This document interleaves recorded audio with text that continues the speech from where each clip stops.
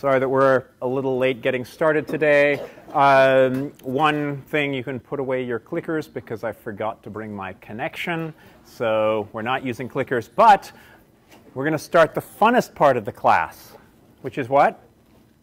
Clickers. No, we're not going to do that. Random roll call, class list. So when I come up with questions, I'm not going to ask for volunteers. I will find volunteers. So that's the plan for today, whether we like it or not. So we'll give that a try. Second thing, did anybody make an audio of Dr. Nacho's lecture? Yes, if you could share that, that would be absolutely fabulous. I can post it on D2L. Just send me a link or an email. That would be great. Thank you. Second thing, if you have any feedback about Dr. Nacho's lecture, please let me know. I can anonymously give him some feedback if you're interested in doing that. He's interested in potentially doing some more teaching later on. Yeah? I think he did a good job, even though I was kind of worried at first because he kind of said that he didn't think he would do a good job. That's the way all of us are. We never think we're going to do a terribly good job. I think I always do a horrible job. You should just ask my wife after I've given a seminar. I come home from work. It's like, oh, it was horrible today. It's absolutely really bad. So we're usually our own worst critics. But thank you. Greatly appreciate it. I'll pass that along. That's the other thing, is to tell other people how the other people are doing, and then maybe they'll actually believe it, as the case may be. I'm trying to record this, even though we're kind of disconnected here. So I'm trying to keep all of that synchronized if I can. My apologies if it doesn't end up working quite as well as I thought it was going to. Again, so no clickers.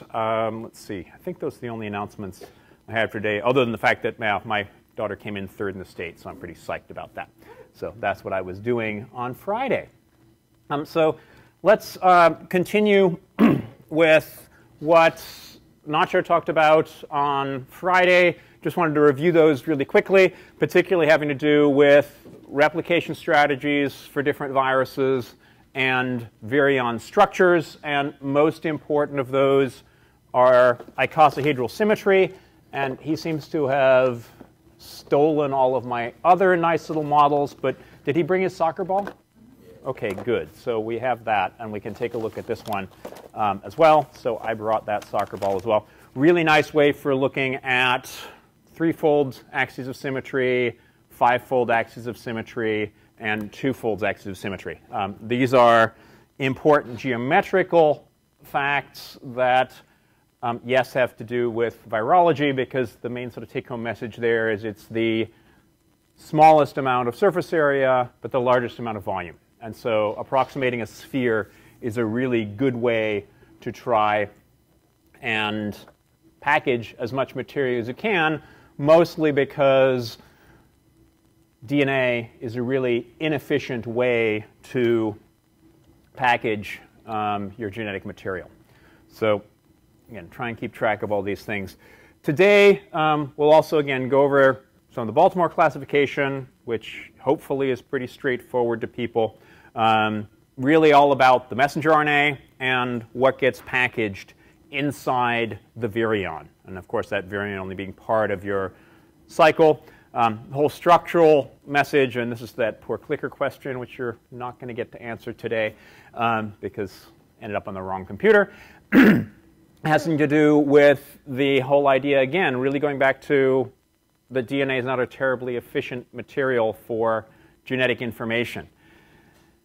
The best way to get your approximation of a sphere is to have many copies of the same molecule, or very few numbers of molecules, particularly since these are going to be proteins. That's the capsid. And so how do you do that in a simple form? You either have helical symmetry, which is actually even better than quasi-equivalent symmetry, because you wrap each of the subunits exactly relative to each other, which would have been the answer to the quicker question. Or icosahedral symmetry, which is nice because the problem with helical symmetry is you sort of keep going. And the longer piece you get, the longer you get. And that starts to be a little bit problematic in terms of packaging. And just literally from a physical point of view, it starts to be something which breaks pretty easily. On the other hand, icosahedral symmetry, as soon as you introduce quasi-equivalence, that we'll talk about again in just a second, means you can expand more or less infinitely. Yeah? Is there any correlation between the structure and function of the virus in evolution evolutionarily and what they affect based on what they use. So size of an organism or type of an organism based on their structure. Okay, I'm not sure I completely understand your question, but I'll do my best. So is there a correlation basically between the structure of the virion and the organism which is being infected? Yes. And the answer is apparently not. There doesn't seem to be a really obvious one, with a possible exception, and again, this is always biology. If you think about bacterial viruses, many of them have tails. Mm-hmm. And often that tail seems to be important for getting through the outside of the bacterium.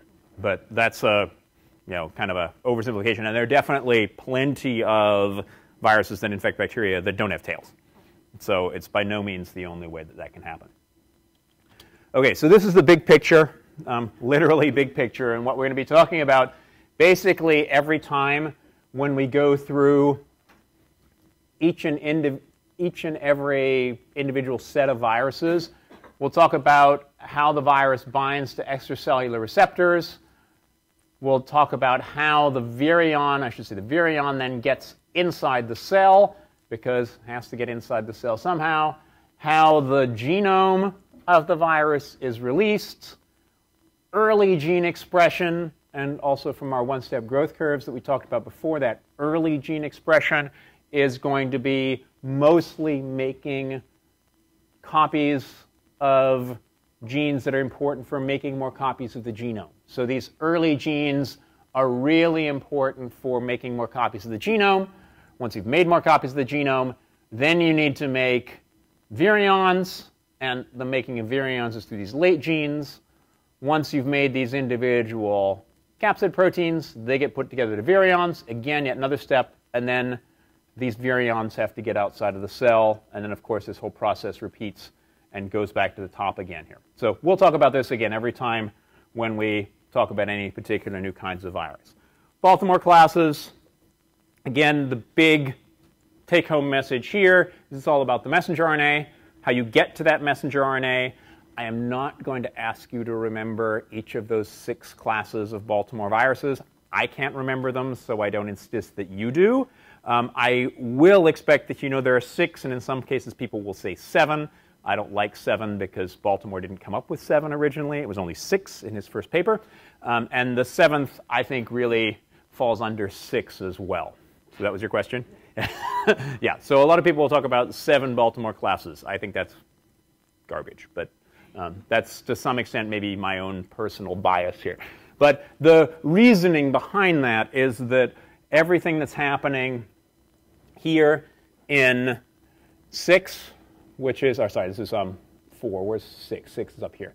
The reverse transcriptase. So here for reverse transcriptases, 7s are also all using reverse transcriptases. It just depends on which kind of nucleic acid is actually being packaged here.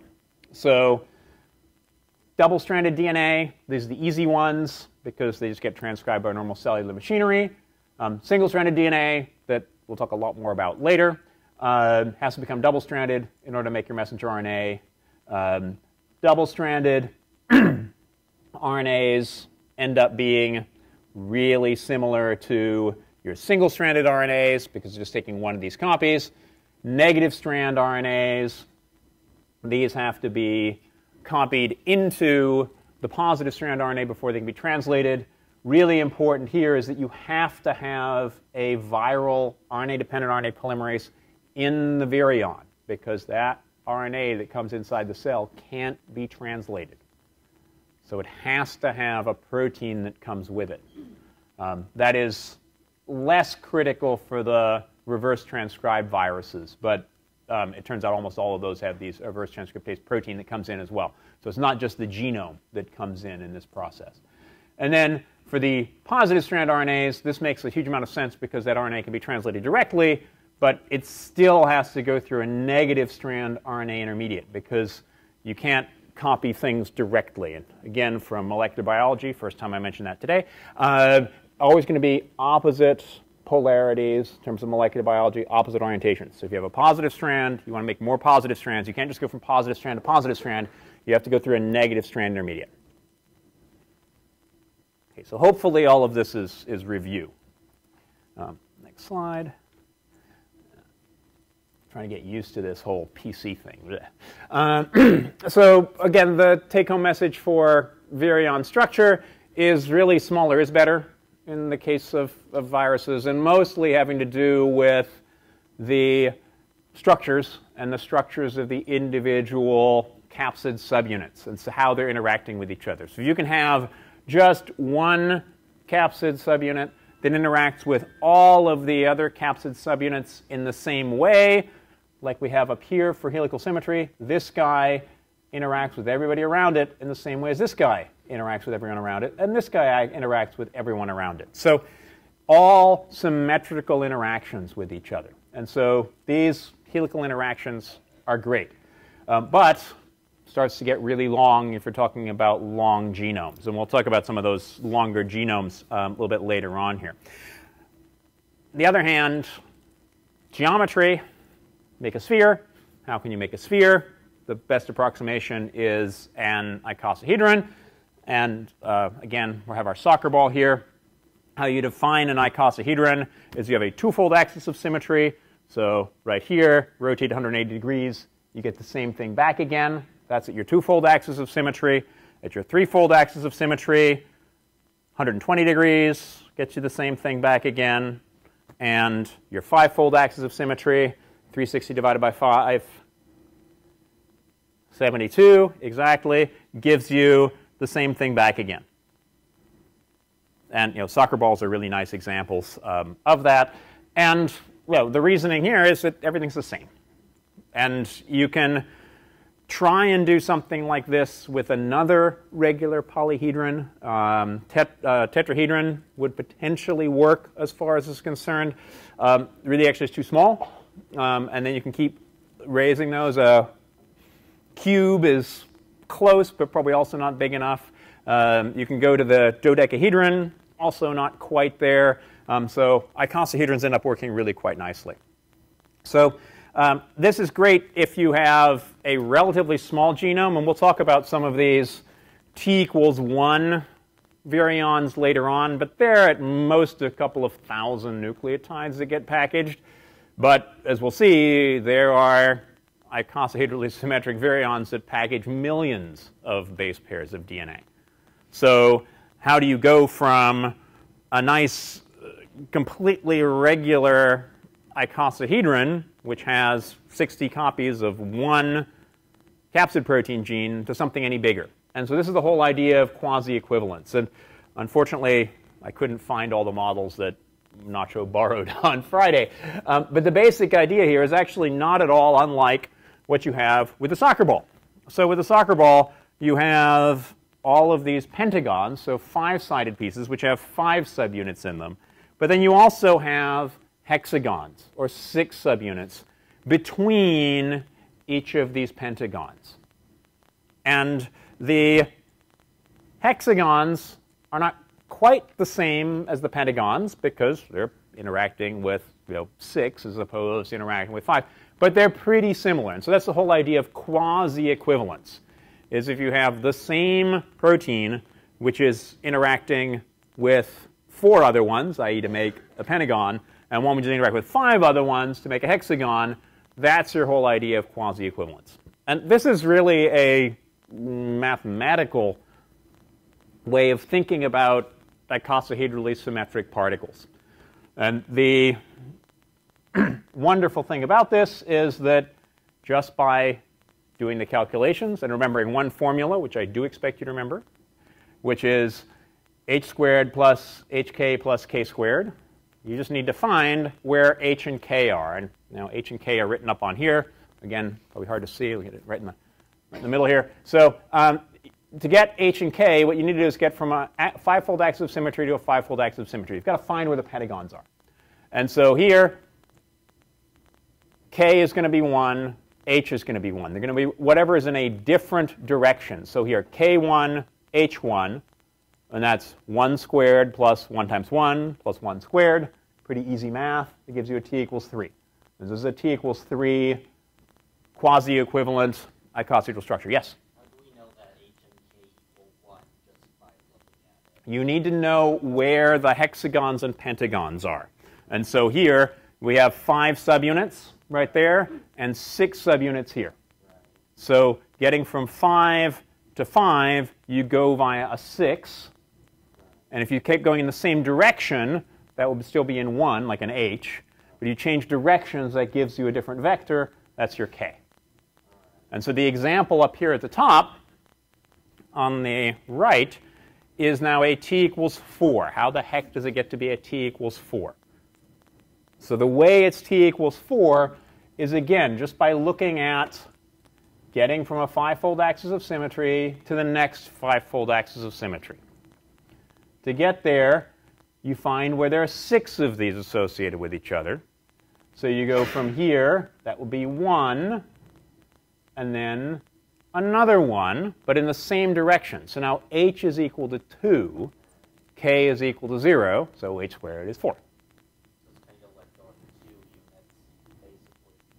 So this would be 2 units in this direction. Here we have 3, so t equals 3, because your hexamer here is between these pentamers, but not in the same line. So you have a h of 1 and a k of 1. And we'll look at some other examples later on here. I don't know if Nacho showed you the t equals 31 virus particle. We'll take a look at that. But it's literally getting from pentamer to pentamer via all the centers of the hexamers. And this is relatively straightforward to do when you look at a nice, cartoonish version. When you're actually looking at individual virus particles, it can be really, really challenging. And I'll try and step through some of those. Actually, we've got some more examples later on. OK, so that's the basic idea of quasi-equivalence, which is great and wonderful, except that it doesn't always work. And one of the best examples of that is SV40, that we'll spend some more time talking about later. These are the polyoma, and as it turns out, the papillomaviruses as well. Human papillomavirus, HPV, causes cervical and penile cancers, has a non-quasi-equivalent structure. And this is very bizarre. Now, one way that you can tell if it's a nice quasi-equivalent structure is literally just by counting up the capsid proteins. So I forgot to mention this here previously. We'll go back one. Other way. If you just take the triangulation number and multiply it by 60, that tells you the number of capsid proteins that you have in your icosahedron. So if you have a t equals 1 particle, that means you have no hexamers, because that's all that you have. You're going to have 12 times 5 is 60 capsid protein subunits. But if you have a t equals 3, you end up with 180 capsid protein subunits. And you can literally go all the way through all the t numbers and calculate the number of capsid protein subunits that you have in an individual house, if they're quasi-equivalent. And so this is where SV40 came along, and they found out that it didn't make sense because it actually didn't have enough capsid protein subunits. And this is a high-resolution crystal structure. So what is going on here? Well, what it turns out to be is that instead of having hexamers where you would expect them to be, now, so here's a pentamer, 5 of this capsid protein subunit. Here's another pentamer, 5 of those capsid protein subunits. But in a normal quasi-equivalent structure, these guys would be hexamers in between. They're not. And so this would normally be, if this was hexamers, get your t number here would be going 1, 2 for h, and 1 for k. So it'd be a t equals 7. So they're set up like a regular t equals 7 quasi-equivalent icosahedra. But now these normal subunits, and again, they're exactly the same protein, no change in sequence, don't have a quasi-equivalent interaction. They've got really funky interactions. And so this was really surprising. Why? OK, what's my random number? Random number 1 is, I had it here just a second ago, 58, which is Timothy or Tim K. Here? No, not here? Yeah, sure. Why is it so bizarre? Yeah, why is it so bizarre that these are the same protein, VP1, but are interacting in very different ways with each other? What does that mean about the structure of the protein? Exactly, it's not uniform. And so the idea is that since it's a single amino acid sequence, everything that probably I told you in molecular biology last term, second time for today, is that one amino acid sequence gives you one structure, right? Well, now it's one amino acid sequence that gives you 6 different structures. Like, whoa, that's bizarre. And in fact, this is one of the very first cases where they noticed that. It's like, okay, wait a minute. Now, it's one amino acid sequence and giving us a whole bunch of slightly different structures, to be perfectly honest, but nonetheless, all different relative to each other. So this was really kind of surprising. Now, it turns out, in retrospect, we'll talk a little bit about this when we talk about the papilloma and the polyomaviruses later on, it's the way the assembly works. And so the way the assembly works is you get these sets of 5 of these proteins that get put together, and then those get assembled together to make a final capsid structure. So the other thing is I don't know, did Nacho talk about beta barrel structures at all? So yeah, so protein structures. So it turns out that, and this is getting back a little bit to your question about do you have different structures of viruses infecting similar kinds of hosts? The answer seems to be actually, if anything, to some extent, when you're looking at that very fine level, the capsid protein structure, there are only a few kinds of capsid protein structures that seem to work, but huge amounts of sequence diversity. So there seems to be a concentration on the structure of these individual subunits that seems to be really important. So we'll talk a little bit more about that beta barrel structure, which is shown here a little bit later on. It turns out they're used in all kinds of different ways. Here, that beta barrel structure is actually kind of sticking up relative to the surface of the virion. In some cases, actually much flatter relative to the surface of the virion. Okay. Another really bizarre thing that was found, and if anything, even more bizarre than the structures being different of those single amino acid chains, was this structure from the head of bacteriophage HK97. And what they found here, and I've actually met and talked to Bill Vickoff, who's the main author on this paper here. They tried for, I think, about 3 years to finally get this published because nobody would believe what they saw. And what they saw was that there were peptide bonds that were forming not between adjacent amino acids, but between amino acids that were on completely different proteins. And so these amino acids were forming between carboxy side chains and amino side chains on individual amino acids in such a way that they were cross-linking to give this interlocked structure. So it's really like a chainmail structure where these individual proteins are wrapped around each other. And this is, if you zoom into one of these corners here, you see where the green is now peptide bonded to another green subunit, but it crosses over with the peptide bonds that are here in the blue subunit and the ones that are present here in the purple subunit.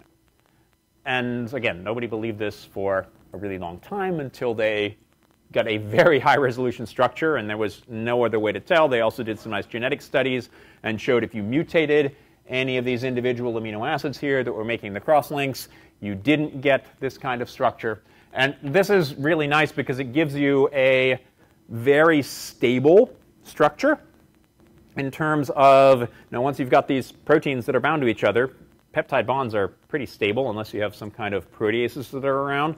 So it gives you a very stable structure, and it also means that it's a pretty thin structure that you can use to put that whole virion together. And we'll get back to why having a particularly stable virion is actually a problem sometimes. But we'll leave this one for now. And then helical symmetry. The classic example of this is tobacco mosaic virus, where you have single subunits, again, that are wrapped around next to each other. The sort of equivalent of the T number for helical capsids is this pitch number, it's just the number of subunits per turn and displacement. So a lot like the T number tells you a lot about the structure of an icosahedrally symmetric virion with quasi-equivalence. The pitch will tell you a lot about how each of the subunits are put together. But again, the main problem here, as soon as it gets too long, these structures start to be, A, hard to deal with, and B, can actually be problematic. The other thing is these all have ends. And ends, as we all remember from that class last term that will remain nameless, are what? They're susceptible to one particular thing. Degradation by the hungry exonucleases. And I should have done that, random number generation here too. So apologies to whoever missed out on that one. So icosahedral symmetry, helical symmetry, true for a lot of bacteriophages are mixtures between these two different kinds of symmetries. So very often you'll have a icosahedrally symmetric head structure and a helically symmetric tail structure. And so, one or the other, doesn't really matter. It's a nice combination of the two. This is a high-resolution structure here for a bacteriophage. It's a rather large bacteriophage, 145 nanometers in diameter. This is a 200 nanometer long tail. So this whole thing ends up being about 300 nanometers, which is, it's a 0.3 microns, getting to be almost the same size as some small bacterial cells. What I will leave to you guys to figure out is how this is a T equals 27 icosahedrally symmetric quasi-equivalent head structure. So five-fold axis, find the hexagons between those. So I'll let you think about it. Hopefully you should all have your notes to take a look at this. So this is where I would have the clicker question, which we're going to skip today. So that's everything I had with structures. Are there more structural questions, issues, problems, worries? Everyone's happy with icosahedral symmetry? Why is besides like the protein product of the two mRNAs being cross-linked at their ends, it just cross-linked the terminal ends though, right? It's not like disulfide cross-linking where it's in the middle of the chain. Okay, so the question has to do with the cross-linking in HK97. So the HK97 is actually not at the ends. It's not at the N terminus and the C terminus. This is between side chains. So if I remember correctly, it's between lysines and aspartic acids, but I have to go back and check. But it's literally between the side chains. So it's actually in the middle of the sequence. So it's a lot more like you would think in terms of a disulfide bond. But instead of the sulfhydryl bonds, actually it's now a peptide bond that forms. Is it an oxidation step just like the disulfide is? Or reduction? So the question is, what is the mechanism of that reaction? And I don't know the exact mechanism on how it works. It's actually kind of strange because usually to form peptides you need a ribosome and activated bonds. And in this case, that's clearly not the case because that's not what's happening. So the answer is I don't know. I think it is known. And bug me, I can probably also find some of the papers that people have looked at for that. But I don't know the details and the exact reaction. Other questions on structure? Yeah? Is there some particular benefit to combining both helical and isometric? Isometric is fine. I think it's an open question whether that's beneficial or not. There are some examples, and we'll talk about some really very much towards the end of the course when we talk about some of my favorite viruses. There seem to be also some different kinds of combinations. In the terms of the head and tail, that's very clearly helical plus icosahedral. You can also have some sort of mixtures between those two as well. And so we'll talk about that. The HIV capsid is an interesting example of that. Our SSVs, we think, are an interesting example of that as well. Yeah?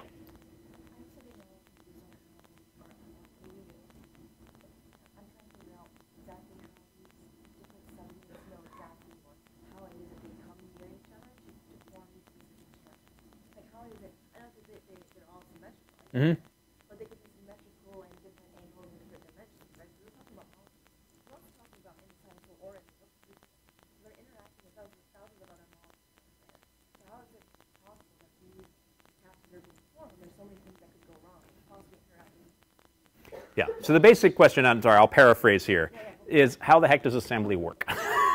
So how the heck do you make capsids? And the answer is that's a very active area of research. We don't know in many, many cases how it in fact works. There are some viruses and virions for which is pretty well known. We'll talk about polio and some of those is probably one of the best known. One thing, again, that course that will remain nameless from the last term that I taught, chaperones and the presence of chaperones. And so, okay, now we'll put somebody on the spot. Who's number 26? Hannah Behrens? Hannah here somewhere? Yeah. The question is, how were chaperones originally identified? Remember GROEL, GROES? So that was for lambda growth. It was growth of bacteriophage. And so if you had mutants in GROEL and GROES, you couldn't assemble virus particles. So that's how chaperones were originally identified. Okay, and I'm not counting people, yes or no if they're getting those answers correct. So don't feel that you're completely put on the spot here.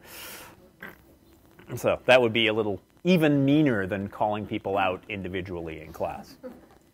So one other question that you could have asked has to do with not just putting individual proteins together, but how do you get the genome inside?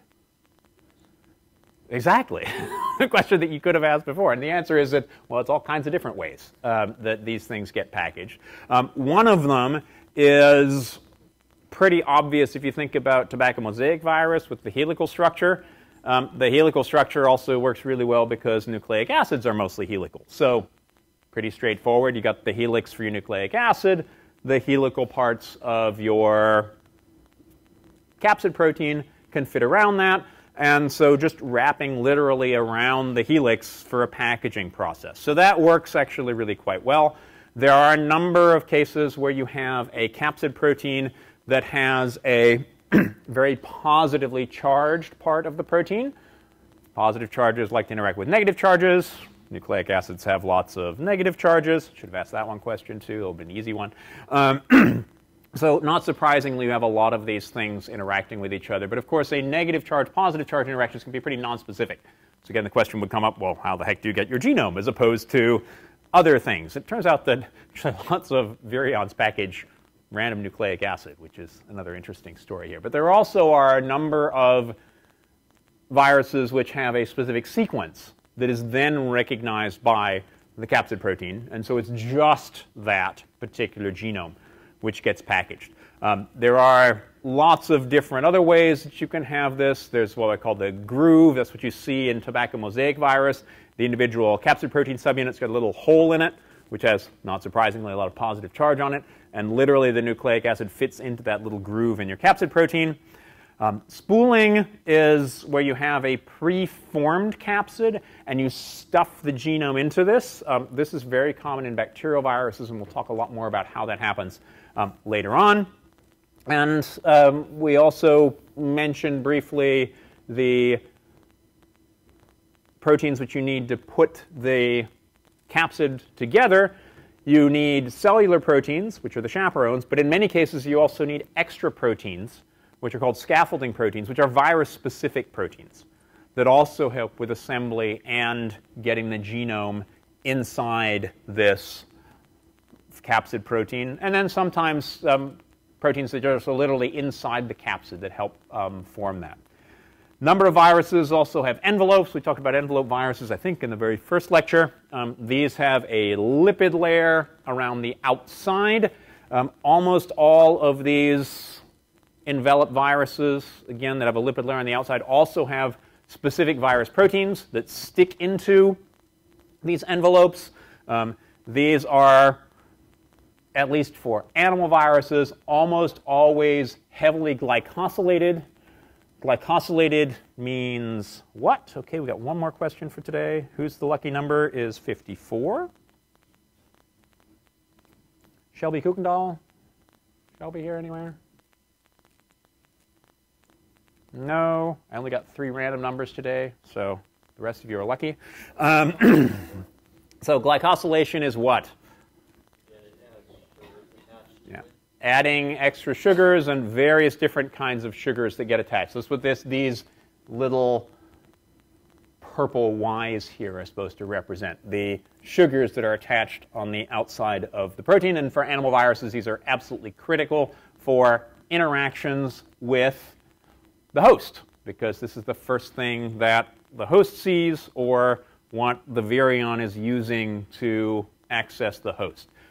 The vast majority of these proteins have a single transmembrane helix, and the majority of the protein is sticking here on the outside of the virion. Again, not surprising, because that's where it's going to be interacting with the host. How do you get a membrane around your virion? Mostly is what's called a budding process, and so lots of cells will release extracellular vesicles, a process called budding. Viruses also do exactly the same kind of thing. And that process here is shown for two different kinds of viruses on the right-hand side. There are those that have helical down here, nucleocapsids, and those that have icosahedral ones is here. Some cases, there will be a direct interaction with the nucleocapsid, which causes this budding. In some cases, it seems to be the process at the membrane with the viral proteins that is giving you this budding process. Many enveloped viruses have something called a matrix protein. And again, we'll talk more about these matrix proteins later on. This is now in between the envelope glycoproteins, which are these sort of lollipops here, and the nucleocapsid, which is present on the inside here. This is all being shown happening at the cellular membrane, so the cytoplasmic membrane, but as you mentioned here in front, that we also have virions that form at various other parts inside the cell, at the nuclear membrane, endoplasmic reticulum, etc. So this is not just specific for the cytoplasmic membrane. Any other kind of membrane that's just inside the cell could be a place where this could be happening.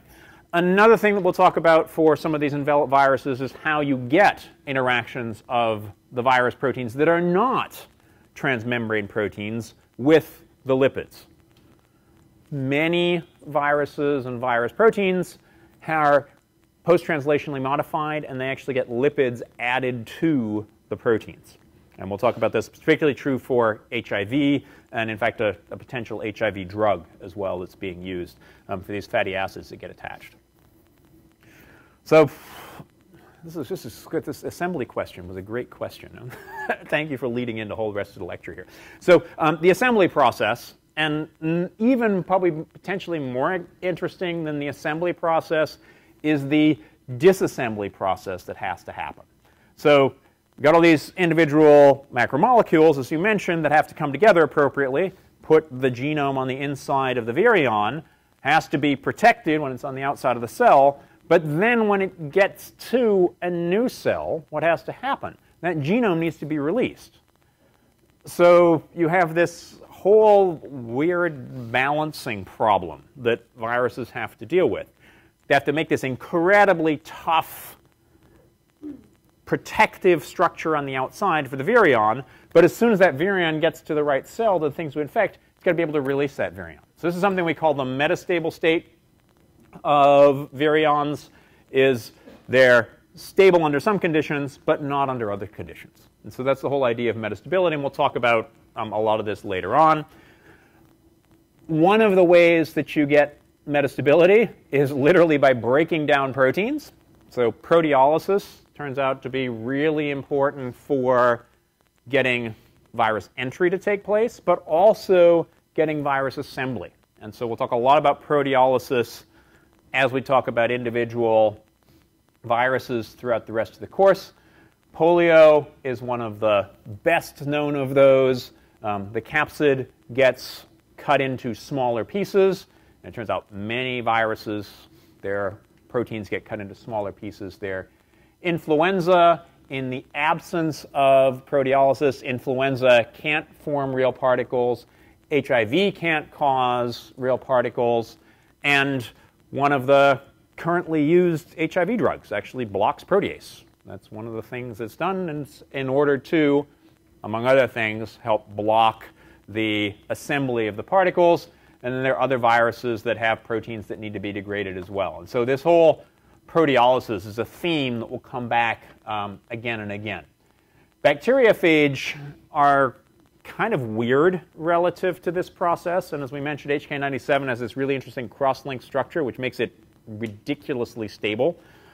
Often bacteriophage end up injecting their genomes inside of cells. And you've probably seen, and we'll show you probably another video later on when we look at this injection process, I think probably on Wednesday at this rate.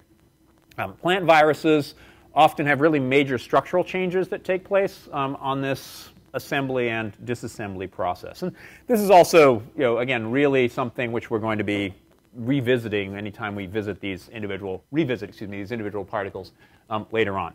So structure, smaller is better. Icosahedra are really cool. Helices are great if they're not too long. Envelopes are these bits of membrane that get picked up from all kinds of different places inside the cell, have these membrane proteins in them, and then assembly and disassembly are really interesting and challenging processes. So I want to finish up in the last, what have we got, about 15 minutes or so to go here, with virus classification and taxonomy. And I was going to bring my book over here on virus taxonomy, but I wouldn't have made it. It's so heavy. I think it's about 3,000 pages right now. So there's a international committee formed by international treaty, I think about 30 years ago now, called the International Committee on the Taxonomy of Viruses. So why do we care about the taxonomy of viruses? If you're interested about taxonomy of viruses, why you should care, go down and take a quick read of this article down here at the bottom. Why virus taxonomy is important. But the basic message here has to do with, if you want to study an individual virus, it's actually really useful to know if there's anything that's related to it and if somebody's actually already worked on something like that. So that's the main reason for having a virus taxonomy and virus classification. We talked about the Baltimore classes of viruses. That's one really nice way to classify viruses and think about studying them. And that actually has to do with this first shared property here, which is used by the ICTV in terms of classifying viruses. And that nature of genome, is it an RNA genome? Is it a DNA genome, which is being packaged in the virion? Is it single-stranded? Is it double-stranded? Etc. The symmetry of the capsid turns out to be something which is also pretty useful in terms of thinking about taxonomy. But one of the main things with taxonomy is you're hoping that that taxonomy also reflects on relatedness. And so again, if you're studying one thing, trying to find something else, hopefully it's going to be something which is easily comparable. Does it have an envelope? Doesn't it have an envelope? This is also a classification process. And then just literally how big the virion happens to be. If it's a really big virion, these are likely to be related to each other, and turns out that they are. We'll talk about the, nuclear cytoplasmic large DNA viruses, NCLDVs, horrible acronym. But really large particles, large double-stranded DNA genomes turn out to be, as far as we can tell, pretty well related to each other. How do we know that they're related to each other? It really has to do with analyses of genomes. And that, particularly in this genomic age, has really helped in terms of thinking about how these various different viruses are related to each other. The last release, they call it, of the ICTV, the 10th report, it's now actually available online because the book got too big to actually print. I think I have a copy of the 9th version in my office. I wrote a couple of chapters in the 8th version, but literally thousands of pages. And the way things are going, it's much better to have this online. So if you're interested in any particular virus, you can go to this link, find out all kinds of information on your favorite virus. Currently, there are, I guess in this last report, 4,400 species of viruses. Now, this number should sound really small. Where's my random list here? Why? May I say something? Yeah, sure. So is it because there are thought to be a lot more species of things that So that is one reason. So certainly there are lots of species of organisms, way more species of organisms than 4,400. The other one is that in the first lecture, I also talked about the vast diversity you find of virions when you just purify virions and sequence virions. And so those numbers seem to be much, much, much higher. And so the ICTV has really decided to focus on those which have been well characterized. You have a host system, you have the virus in hand, and that way you give it a species name. But in many of these other cases, this is changing quite a bit. Now, how do you call a virus species a virus species? Oh, yeah, in the back.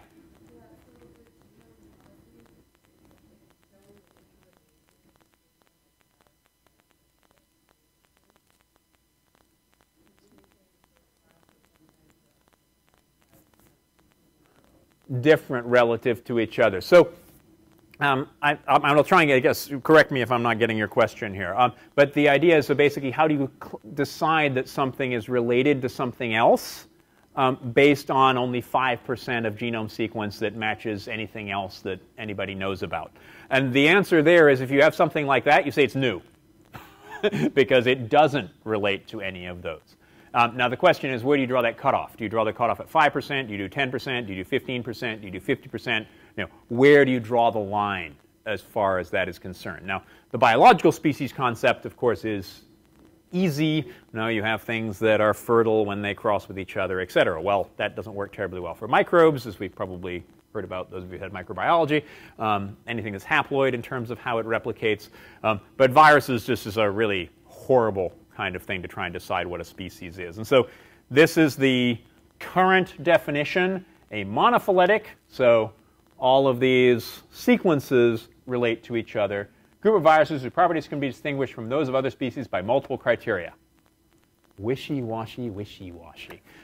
So that's actually why the ICTV exists, is because what happens is someone decides that you've got this new virus genome that only has 5% of the sequences that match anything. You call it a new species, which is great. You call it a new species because you're wonderful and you're going to name everything after your buddies. But if everybody did that, it'd be a god-awful mess. So the idea is now there's this committee, International Committee on Taxonomy of Viruses, formed by international treaty, which makes that call and says, oh, your decision to name everything after all your buddies is not useful. Let's actually have a slightly different approach. So you make a proposal to, and it's a formal proposal mechanism to the ICTV saying, I've got this brand new thing. I think it's a new virus. Is it OK?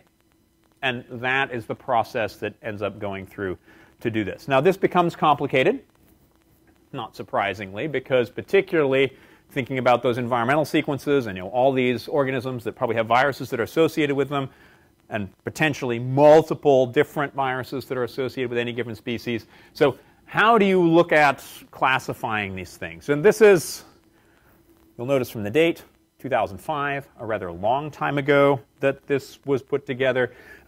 Here we have the different kinds of genomes down here at the bottom, and then double-stranded DNA, single-stranded DNA, single-stranded RNA, et cetera, positive and negative strands, double-stranded DNA with reverse transcriptase, single-stranded RNA with reverse transcriptase, and then the various different forms of capsids which are put together in any of these individual groups. Turns out that all of these generally end up representing very, very, very different virus families and relative to each other. So let's look at a few of these. DNA viruses. Two different flavors of DNA viruses, single-stranded and double-stranded. These single-stranded DNA viruses have the smallest genome of any virus that people have seen before, around 2,000 bases. And it's a single strand, so these are not base paired. This is just what's present in the virion. So in fact, there are some that are less than 2,000. Up to 14,000, actually the last one I looked at actually had 22,000 bases of single-stranded DNA. They've got very interesting structures, and in fact the structures, because they're very small genomes, they also often have very small capsids, and those capsids are things which we can do very high-resolution structures on. And so there's been a lot of really good work on that. They infect all kinds of different organisms, bacteria, plant, animals, and lots of environmental sequences. On the other hand, double-stranded DNA viruses, which are probably the most common bacteriophage, or the bacterial viruses, all those spots that you see when you do an environmental analysis of viruses. But also, these have the largest genome. So the last virus genome, I think the current record holder, is slightly under 2.5 million base pairs, which is considerably larger even than some free-living bacteria, which is really pretty amazing. So these DNA viruses are incredibly diverse, just at the very point of single-stranded, double-stranded, smallest to largest. RNA viruses, there are positive strand, negative strand, and double-stranded. So instead of the 2 kinds, we've got 3 different kinds here. Positive strand RNA viruses are the largest known of the single-stranded RNA viruses. These are the coronaviruses. They get up to about 31,000 bases. Again, not base paired. Some are really small and don't have enveloped virions. Some are really big and do have enveloped ones. They'll have mostly a single molecule genome. That's different than some of the other ones. When I say a single molecule genome, I also like to think of it as like a chromosome. So just one nucleic acid that's packaged inside the virion. This is pretty different than most of the negative strand RNA viruses, which have very often multiple segments. And segments are what virologists call individual chromosomes. Classic example of this is flu, which has, in most flus, 8 different segments, which come together in an individual virion. Many of these negative strand RNA viruses are associated with the nasty diseases. So if you think nasty viral disease, what immediately comes to mind? Smallpox is the exception to that. Sorry. HIV is a different one, but HIV really doesn't seem to be what were the headlines recently? Ebola, exactly. Flu, which is in fact the one that most people should be cared about, and nobody seems to be. These are all negative strands. Lassa fever, negative strand RNA viruses. The ones that make the headlines are usually the ones which are negative strand RNA viruses. Why that is not entirely clear, to be perfectly honest. Getting back to your question, is there a connection between what gets infected by what kind of genomes they have? Double-stranded RNA viruses almost always have segmented genomes, and there's some really nice work with icosahedral capsids. Yeah?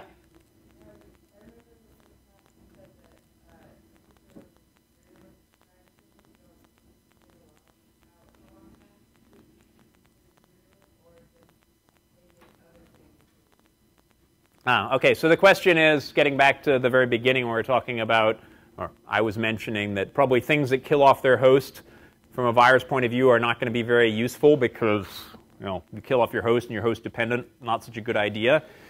And for some of these, again, the things like Ebola and some of the other ones that do a lot of killing off of their hosts, their virulence in that particular host is probably a really bad thing, but if we'll talk about virus reservoirs later on, if you've got some of these diseases, and Ebola is a really nice example of that, there are probably organisms that are infected by Ebola, probably the bats, which are perfectly happy when they're infected by Ebola virus. It's just when you have a spillover event into the non-normal species, in this case humans, then you have nasty events.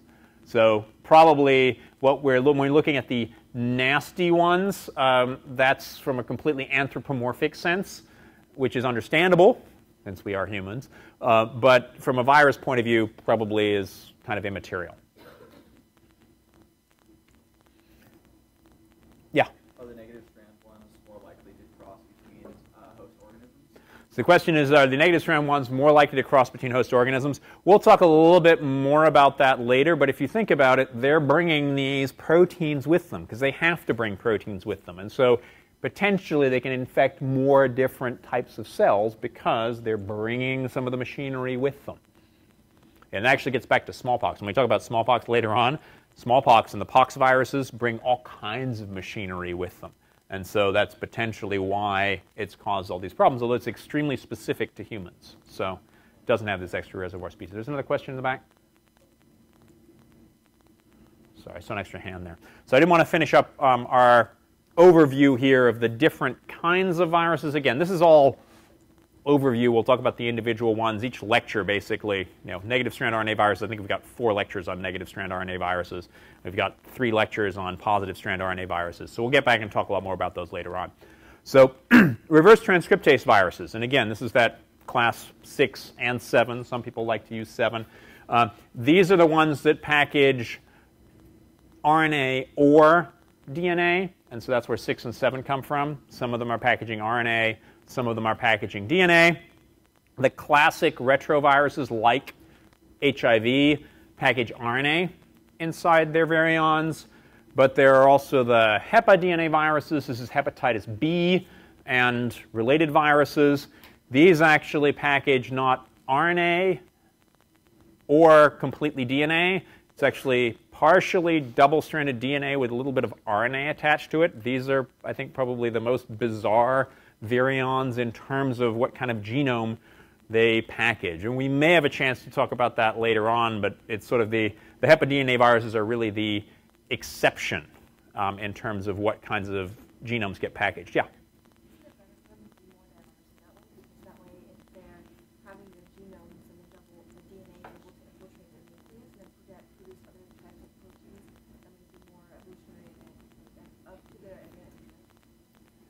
Okay, I'm not sure I quite understand the question, but I guess.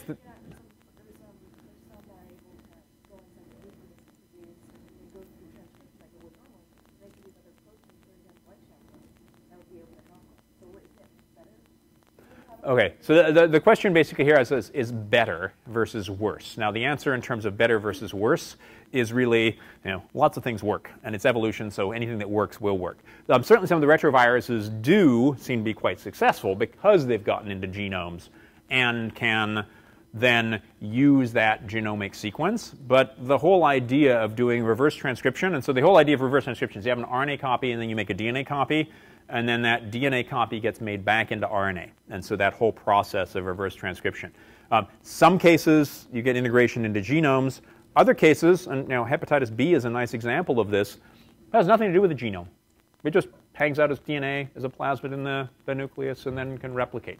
So integration doesn't seem to be a necessary part of that. And the Caulimoviruses, we'll talk about plant viruses later on. Caulimo actually stands for cauliflower mosaic. These are retroviruses in a very similar way. They've got an RNA intermediate that they use to make their DNA. Has nothing to do with the genome, but it works. And so it's evolution. As long as it works, it's something which has been used. So, and particularly true for a lot of these viruses. Now, one thing that we're not going to talk about for the rest of the course are the defective viruses. Some people even include prions in this as well. Satellite viruses and viroids. Viroids are really fascinating RNAs that can cause disease in the absence of encoding a capsid. This is really bizarre. And how that works, we really don't completely understand. May have something to do with the RNA world, etc. Satellite viruses, we may talk a little bit about in the rest of the course. Satellite viruses depend on another virus to infect the same host that they're getting into.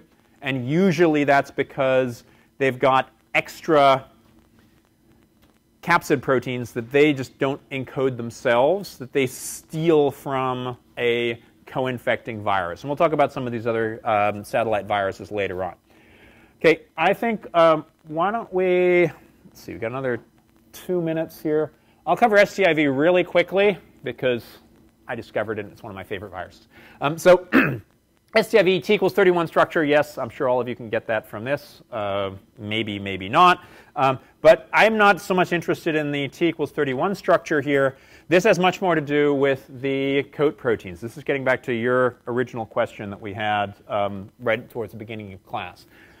It turns out that this capsid protein structure of STIV, which infects archaea, is an almost identical structure to a bacterial virus and a eukaryotic virus. But these are infecting three completely different kinds of organisms from the 3 different domains of life, superimposable protein structures. Is this horizontal gene transfer? Maybe. Is it convergent evolution? Maybe. We think it means they have a common ancestor, and we published this a little over 10 years ago now.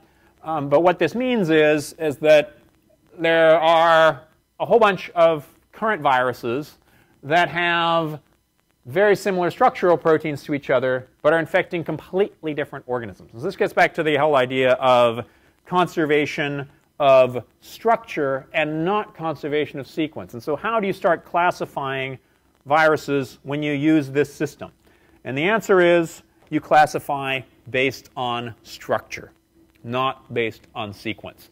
And this is one of those stories here. This is actually long since accepted and actually been published here. We'll finish up now, but this is an example that I can now show off some of the other models that I think Dr. Nacho didn't bring, where we've got actually some 3D printed models of some of these structural proteins from viruses that infect completely different domains of life, but are otherwise identical to each other and fun with 3D printers. So with that, we'll see you on Wednesday.